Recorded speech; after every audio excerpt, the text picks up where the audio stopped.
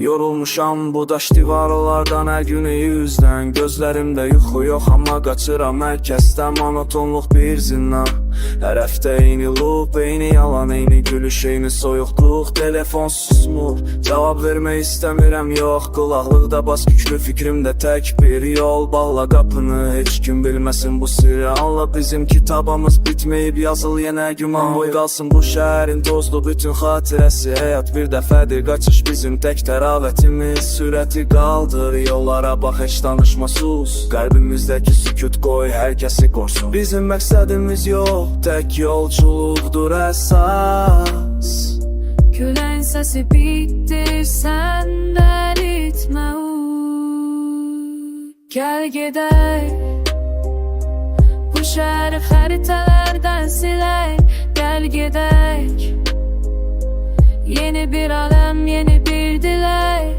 Haradır son, fərqi yox, əlim əlində tamam.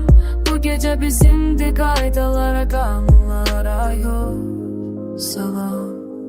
Arxa güzgüdə solur köhnə tanış simam. Mən artıq o adam deyiləm, bunu dərk edirəm. Tamam boş xəyalları, yarımcıq qalmış o sevgini at. Bundan sonra tək səninlə, tək gözümüzə gün yarat. Gözləmə, geriyə baxma, orada heç nə qalmayıb. Yaddaşın yükünü gülləşdi, zaman qazanmayıb. Bizim qəhrəmanımız yox, biz özümüzük. Bu film qoy, hər kəs qırmasın, bizə lazım deyil bilim. Yol uzundur ama sonu var, əsas odur axış. Bu qaçış bir sınaq, bu qaçış yeni bir alış, yeni bir alış.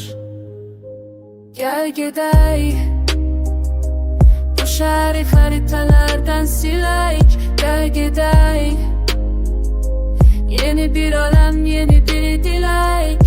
Haradır son, fərqi yox, əlim əlində tamam. Bu gecə bizimdir, qaydalara, qanunlara yox. Sadece sür, sadece sür.